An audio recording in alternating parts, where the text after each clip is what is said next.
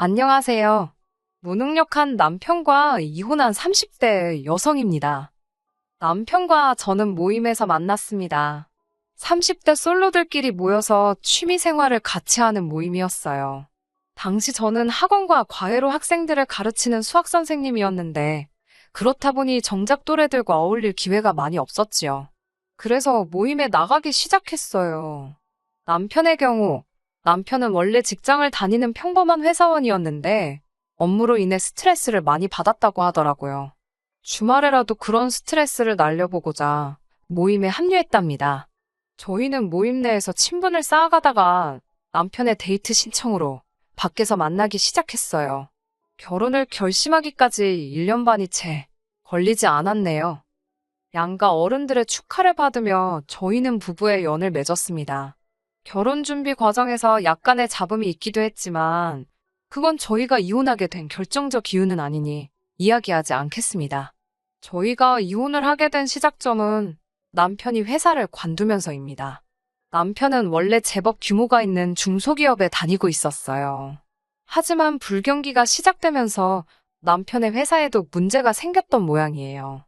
잘은 모르겠지만 그로 인해 회사 내에서 흉흉한 이야기가 돌았답니다. 몇 살 이상은 다 자른다더라. 어느 부서는 날린다더라. 여기까지는 저도 남편에게 전해 들은 바라서 전후관계 같은 건 잘 모르겠어요. 아무튼 그런 이야기가 돌면서 남편 이름도 몇 차례 사람들의 입에 오르내린 모양입니다. 억울해하는 남편에게 저는 상사랑 이야기를 해보던지 아니면 차라리 하루빨리 이직 준비를 하는 게 좋겠다고 조언했지요. 하지만 남편은 치사하고 더럽다며 회사가 여기밖에 없냐는 식으로 얼마 지나지 않아 하루아침에 사표를 써버리더군요. 원래도 성격이 좀 다혈질이긴 했지만 그렇게 경솔한 사람인지는 미처 몰랐기에 너무 당황스러웠습니다. 사회생활을 1, 2년 해본 사람도 아니면서 어떻게 충동적으로 그런 결정을 내릴 수 있는 건지 솔직히 한심하고 실망스럽기가 이루 말할 수 없었네요. 더 심각한 문제는 남편은 도통 재취업을 할 생각이 없어 보였다는 거예요. 비록 제가 돈을 벌고는 있었지만 제가 무슨 수타 강사라서 한 달에 몇 천씩 버는 것도 아니고 제 수입에는 한계가 있었지요. 이직을 하든지 나가서 뭐라도 해서 돈을 벌어와야 하지 않겠냐고 남편을 닥달을 해봐도 자기도 좀 쉬어야겠지 않냐며 오히려 저를 무슨 돈밖에 모르는 아내처럼 몰고 가더군요. 카드값도 내야지, 대출도 내야지. 그나마 아이가 없었으니 망정이지. 아니, 내가 없다고 해도 돈 들어갈 곳 투성이었는데 남편은 이참에 어디 여행이라도 다녀와야겠다질 않나, 친구들을 만나봐야겠다질 않나, 사람 염장 지르는 소리만 골라서 하더라고요. 아무리 말해도 제 말은 개똥으로도 안 듣는 남편과는 대화를 할 수가 없었기에 결국 어머님께 도움을 요청했습니다. 결혼 이후로 어머님과 정말 무슨 모녀지간처럼 가깝게 지낸 건 아니지만 그래도 자식돌이 며느리돌이는 한다고 하고 살았으니 남편에게 말 한마디라도 따끔하게 해주시면 안 되나 싶어서 부탁을 드린 거예요. 하지만 어머님께서는 오히려 저를 이상한 사람으로 몰아가시더군요. 다 큰 성인 둘이 가정을 이루고 살면 뭐가 됐던지 간에 둘이 알아서 하는 거지. 왜 당신을 귀찮게 하냐고요. 어머님 말씀이 틀린 건 아니지만 그래도 부모 자식 간인데 이렇게까지 선을 그으실 수가 있나 싶어서 너무 서운하고 속상했네요. 그래도 이혼까지는 생각하지 않았습니다. 어느 부부에게나 있을 수 있는 시련이고 고난이라고 여기려고 했어요. 겉으로 보기에는 남편이 아무런 노력도 하지 않고 있는 것 같았지만 그래도 마음 한켠으로 남편이 저 모르게 뭔가 생각하고 준비하고 있진 않을까라는 미련한 희망도 버리지 못했고요. 그렇다고 저까지 손 놓고 있을 수는 없겠다 싶어서 소위 어떻게 먹고 살아갈지 수소문하던 중 과일청이 전망이 괜찮다는 이야기를 듣게 되었습니다. 처음에는 마트에 가면 널린 게 딸기잼이고 유자청인데 과일청이 장사가 되겠어 싶었지만 들으면 들을수록 한번 해볼까 싶은 생각이 들더군요. 솔직히 장사 미천으로 쓸 현금이 많은 상황도 아니었기에 다른 장사는 시도하기도 어려운 상황이었고요. 그렇게 종목을 정하고 발품을 팔기 시작했습니다. 조금이라도 자리는 좋으면서 새는 낮춰보려고 애를 많이 썼어요. 하지만 제가 가진 2천만 원 가지고는 어림도 없더라고요.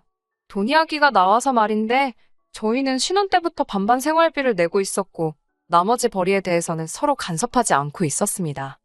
사실 처음부터 이러려던 건 아니었어요. 원래는 남편이 벌어온 월급을 전부 저에게 맡기고 제가 관리를 하려고 했지요. 그런데 결혼식을 올리고 처음 남편이 월급을 받아왔을 때였습니다. 어머님께서 당신 아들이 제 모습이냐고, 왜 당신 아들이 벌어온 걸 제가 다 가져가냐고 노발대발 난리를 치셨지요. 알고 보니 남편이 저와 결혼하기 전까지 남편 월급을 어머님이 관리해 주셨던 모양이에요. 저는 어머님께 그럼 제 남편이 어머님 머슴이냐고, 왜 제 남편이 벌어온 걸 어머님이 관리하시냐고 따지고 싶었지만 그때만 해도 저 갓 시집 온 상황이었습니다. 어머님을 상대로 그런 소리를 한다는 게 쉽지 않았어요. 결국 어머님과 저 나름대로 합의를 본 게 둘 중 누구도 남편 월급에 손대지 말자는 거였지요. 남편은 이래도 그만, 저래도 그만이라는 식이었고요. 저는 남편에게 장사를 하려고 하는데 돈이 부족하다고 그동안 모아둔 돈 좀 꺼내보라 했습니다. 그러자 한다는 소리가 제가 하고 싶어서 하는 장사인데 왜 자기가 보태냐고요. 저는 남편에게 지금 3개월째 생활비를 전혀 안 주고 있지 않냐. 그런데 그런 소리가 나오냐고 받아쳤습니다. 장사를 하고 싶어서 하는 사람이 몇이나 되겠냐고, 당신이 안 벌어오니까 어떻게든 먹고 살려고 그러는 건데 말을 그따위로밖에 못하냐고, 차라리 미안하다, 고맙다 그러면 나도 화는 내지 않을 거라고 막 쏟아내듯 싸붙였고요. 그제서야 남편이란 인간이 한다는 말이 미안하다며, 그런데 모아둔 돈은 잘 모르겠답니다. 당신 돈인데 잘 모르겠다는 게 무슨 소리냐니까 남편은 조금 머뭇거리는 듯 하더니 어머님 이야기를 꺼내더군요. 어머님과 제가 남편 월급으로 전쟁을 치르고 한 2달 정도 지났을 때였답니다. 저 몰래 남편을 찾아간 어머님께서 그래도 어미로서 아들한테 도움이 되고 싶다는 말도 안 되는 소리를 하셨던 모양이에요. 그러면서 당신을 믿고 맡기라고 막말로 피 한 방울 안 섞인 저보다 어머님이 낫지 않겠냐고 그랬답니다. 어머님이 그런 식으로 말씀하셨다는 게 짜증나고 거슬렸지만 그땐 그런 걸로 따질 때가 아니다 싶었어요. 남편 돈이 어머님 손에 있다는 걸 안 이상 일단은 어떻게든 그 돈부터 찾아와야겠다 싶었지요. 그 길로 남편과 함께 어머님을 찾아갔습니다. 남편이 어머님께 이제 돈 관리 직접 해야겠다며 돌려달라고 이야기를 하자 어머님께서는 안 된다고 딱 거절을 하시더군요. 남편도 저도 어이가 없었지요. 남편 돈인데 못 준다고 하시니까. 제가 어머님께 이런 장사를 해보려고 하는데 지금 돈이 부족해서 그런다. 그러니 제발 돌려달라 했습니다. 그러자 어머님께선 신우 이야기를 꺼내셨어요. 남편보다 3살 어린 신우는 어머님이나 아버님은 귀여운 막내 공주님이라 부르시지만 제 눈에는 철딱선이 없는 사고뭉치 정도로 보입니다. 나이가 30인데도 걸핏하면 시부모님한테 용돈 받아가고 그 용돈으로 뭐 유용하게 쓰는 것도 아니에요. 짝퉁 명품을 산다거나 친구들한테 보여주기 식으로 쓸데없이 돈 낭비를 하는 식이지요. 그런데 그런 신우가 어머님께 유학을 가겠다고 했답니다. 커피를 배우러 이탈리아에 간다고요. 그 말을 들으니 정말 기가 막히고 코가 막혔지요. 하지만 어머님은 드디어 당신 딸이 어떤 목표를 가졌다는 그 사실 자체에 꽤나 감격하신 눈치였습니다. 애가 이렇게까지 해보겠다는데 가족으로서 도와줘야 하지 않겠냐며 남편이 모아둔 돈으로 유학을 보내주기로 했다는 거예요. 제가 그게 말이 되냐고, 신우가 유학을 가건 말건 전 관심 없다. 하지만 왜 제 남편 돈으로 그걸 대주냐고 따졌어요. 하지만 정작 돈의 주인인 남편은 한숨만 푹푹 쉬어댈 뿐 어머님께 이렇다 저렇다 더 말을 못하더라고요. 불쌍하고 한심한 인간, 또 어머님 기세에 눌렸구나 싶어서 안쓰럽더군요. 남편이 정확히 어떤 어린 시절을 보냈는지는 모르겠지만 어머님 앞에서 남편은 늘 기가 죽어 있습니다. 다른 집 부모들은 장남이라 하면 껌뻑 죽는다던데 저희 시댁은 달랐지요. 어쩌면 재혼 가정이라 더 그런가 싶기도 해요. 아버님은 남편에게 새아버지셨고 신우는 지금 어머님과 아버님 사이에서 태어난 딸이거든요. 그리고 이렇게 사연을 이야기하며 곱씹어보니 어머님께서 아버님을 참 좋아하셨거든요. 같은 여자로서 보고 있으면 어쩔 때는 안쓰럽고 저렇게까지 해야 하나 싶을 만큼 아버님 비위를 맞추려고 애를 쓰시는 게 눈에 다 보인달까요? 그래서 더 보란듯이 남편을 밀어내시나 싶기도 하고. 아무튼 제 나름대로 짐작만 할 뿐이지 어디다 물어보진 못해서 정확하게 이유는 모르겠지만 남편은 어머님 앞에서 찍소리도 못해요. 어쩌다 한마디 하더라도 금세 쭈그러집니다. 그런 남편이 불쌍해서 이혼하잔 생각이 들다가도 항상 결국엔 그 말을 못했어요. 나라도 안 챙기면 이 인간을 누가 챙겨줄까 싶어서. 결국 장사는 제가 가진 돈 2천에 친정 부모님에게 빌린 2천을 보태 총 4천을 들여 시작했습니다. 놀고 먹는 남편을 가만 보고 있을 수가 없어서 당신도 나오라고 해서 잡일을 시켰어요. 잡일을 해봤자 과일 상자 나르고 과일 세척하고 근거리 배달 가고 그런 정도였습니다. 그래봤자 하루에 몇 시간 일하는 것도 아니었고 엄밀히 말하면 제가 사장 남편이 직원이 되었으니 어머님도 가타부타 말씀하실 상황이 못 되었지요. 처음에 몇 달은 정말 힘들었습니다. 이제 와서 말이지만 내가 뭐 한다고 이 짓을 시작했나 땅을 치고 울던 적도 있어요. 친정 부모님 돈만 끌어다 쓰지 않았더라면 정말이지 못해 먹겠다고 들어누웠을지도 모릅니다. 그래도 죽으란 법은 없는지 한 1년쯤 지나니까 조금씩 자리를 잡아가기 시작하대요. 운 좋게도 방송을 한번 타게 되니까 전국에서 전화로 인터넷으로 주문도 들어왔고요. 그렇게 장사한 지 2년쯤 지나선 상가 구석진 곳에서 잘 보이는 곳으로 매장도 옮기고 수입도 한 달에 1,000 가까이 가져갈 만큼 자리를 잡았습니다. 친정에 빌린 돈도 이자를 얹어서 갚았습니다. 2천을 빌렸지만 3천으로 돌려드렸어요. 친정 부모님이 그렇게 달라고 요구하신 건 당연히 아니었고요. 너무 힘들 때 도와주신 그 마음에 감사해서 드렸습니다. 남편은 못마땅한 눈치였지만 자기가 할 말은 하나도 없었지요. 어머님이 남편 돈을 돌려주시기만 했어도 저도 친정에 아쉬운 소리 안 하고 양쪽 부모님께 공평하게 잘해드렸을 테니까요. 아, 그리고 저희가 그렇게 자리를 잡아가는 동안 신우 이야기는 진짜 할 때마다 열불이 납니다. 커피를 배운답시고 유학 간 신우는 6개월 만에 한국에 돌아왔어요. 돌아온 이유는 한심하기 짝이 없었습니다. 거기서 어떤 유학생 남자랑 연애를 시작했는데 그 남자가 한국에 들어온다고 하니까 자기도 따라 들어오대요. 결혼을 약속한 사이도 아니었고 뭣도 아니었는데 신우 혼자 오바를 한 거였고요. 아니나 다를까 얼마 안 가서 헤어졌고 그런 와중에 까먹은 돈이 얼만지 이후로 쇼핑몰 한다고 까불다가 돈 까먹고 공무원 준비한다 까먹고 저희가 과일청으로 자리 잡는 2년 남짓한 시간 동안 신우는 지 오빠가 그러니까 저희 남편이 벌어온 돈 야무지게 다 까먹었더라고요. 하긴 신우 욕할 게 아니지요. 철딱선이 없는 딸이 해달라는 대로 해주신 시부모님이 문제고 천치마냥 지 돈 달라고 고집 못 피운 남편이 문제였지요 뭐. 하루는 어머님께서 이야기를 좀 하자시더니 저더러 신우 걱정이 안 되냐입니다. 어머님 아버님 다 살아계시고 오빠인 남편도 있는데 제가 못하러 신우 걱정을 하겠어요?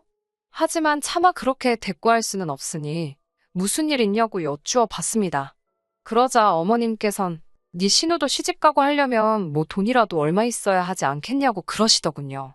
역시 돈 이야기 때문에 부르셨구나 싶어서 하마터면 웃음이 다 나올 뻔했습니다. 사실 어머님이 보자고 부르실 때부터 돈 이야기 하시려는 게 아닌가 싶어서 나름 마음의 준비를 하고 나온 상황이었거든요.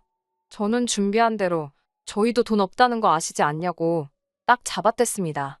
하지만 어머님께선 장사 잘 되는 거 다 아는데 뭘 내숭을 떠냐며 저더러 그러지 말고 돈 좀 달라고 다시 한번 이야기하시더군요.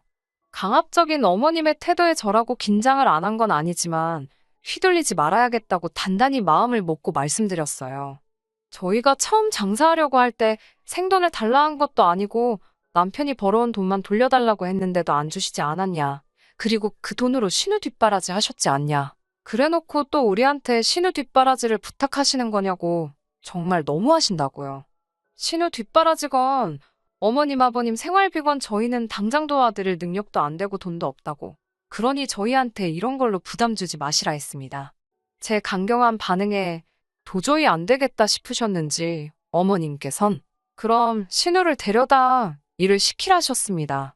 그 코딱지만한 가게에서 그나마 남편이랑 저랑 둘이서만 일을 하니까 돈도 그만큼 가져가는 거지 신우까지 끼어들면 남는 것도 없다고 안 된다고 했어요. 그러자 어머님께선 넌 이것도 안 된다, 저것도 안 된다. 하다못해 뭐 한번 생각해보겠다도 아니고 무슨 말만 하면 안 된다 소리만 하냐고 화를 내셨습니다. 저는 지키지 못할 약속을 하기도 싫고 쓸데없는 희망을 가지시게 하기도 싫다고 솔직하게 말씀드렸어요. 저는 절대로 신우 뒷바라지 할 생각이 없고 신우를 저희 가게에서 쓸 생각도 없다고 말이에요. 제가 똑부러지게 이야기를 하자 어머님께선 씩씩거리시며 분을 못 삭히시더니 급기야 저더러 꼴도 보기 싫다고 눈앞에서 꺼지라셨습니다. 원체 경우 없으신 분이기에 저도 그 정도 상소리에는 눈도 깜짝 안 하거든요. 알겠다고 건강히 계시라고 인사드리고 그대로 집에 왔습니다. 그런데 집에 도착하니 남편이 어두운 표정으로 절 기다리고 있더라고요. 어머님께서 벌써 전화로 한 소리 하셨구나 싶어서 마음이 좋질 않았지요. 그래도 모르는 척, 아무 일도 없었던 척 남편에게 왜 그러냐 물었습니다. 그러자 남편이 저더러 정말 어머님이 말씀하시는 거 전부 다 안 된다고 그랬냐고 묻더군요. 돈도 못 해준다, 일도 안 시켜준다 그랬냐고요. 원망 섞인 듯한 남편의 목소리를 들으니 저도 서운하고 갑갑하고 그때 그 기분은 뭐라 표현하기가 어렵네요. 남편에게 맞다고 다 안 된다 그랬다 했습니다. 그러자 남편이 한다는 말이 자기 입장도 생각을 좀 해주지 그랬냐입니다. 당신 입장? 무슨 입장? 그럼 해주자고. 돈을 또 대주자는 거냐고. 난 그렇게 못한다 했습니다. 지난 2년 동안 제대로 쉬지도 못하고 매일매일 뜨거운 불 앞에서 얼굴 익어가며 번 돈이라고. 난 이 돈 모아서 집도 사고 애도 낳고 할 일이 많다고요. 남편은 고심에 빠진 표정을 하더니 그러면 저더러 가게를 하나 새로 차리잡니다. 그리고 전 그 새로 차린 가게에 가서 일을 하래요. 자기는 지금 가게에서 신우랑 둘이 일을 하겠다고요. 제가 당신 누구 닮아서 그렇게 염치도 없고 뻔뻔하냐고 물었습니다. 땡전 한 푼 안 들이고 장사하는데 끼어들어서 먹고 살게 해주니까 지금 나더러 나가라는 거냐고. 나갈 거면 당신이 나가서 신우랑 가게를 차리든 어쩌든 하라고. 미쳤냐고 써붙였네요.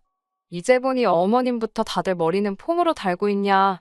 이 말을 하면 씨가 먹히겠구나 안 먹히겠구나 생각을 안 하냐고 싸잡아서 욕을 했지요. 그러자 남편이 말이 너무 심한 거 아니냐며. 친정엔 1,000만 원씩 톡톡 주고 신우는 꽁으로 1,000만 원 달라는 것도 아니고 와서 일을 하겠다는데 왜 그렇게 안 된다 하냐입니다. 그래서 제가 당신 돈 2년 동안 헤쳐먹은 거 보고도 정신 못 차리냐니까. 그건 자기 돈이니까 전 신경 쓰지 말랍니다. 왜 간섭이냐고요. 그제서야 망치로 머리를 한 대 맞은 듯 깨달음이 들더군요. 내 딴에는 지네 엄마한테 지 어떻게든 지켜주고 챙겨주려고 했는데 정작 당사자는 지가 당하고 있는지 어쩐지도 모르고 막말로 제가 무슨 자원봉사하는 것도 아니고 뭐 한다고 고마운지도 모르는 사람 챙기느라 진을 빼나 싶어서 머릿속이 복잡해 잠깐 숨을 고른 뒤 남편더러 나가라 했습니다. 정말이지 30분의 정막 끝에 제 입에서 나온 한마디는 그냥 나가였어요. 그러자 남편이 지 엄마 앞에서는 찍소리도 못하더니 저한텐 그동안 자기 일한 거 돈으로 달랍니다. 그 돈으로 자기도 가게 차린다고요.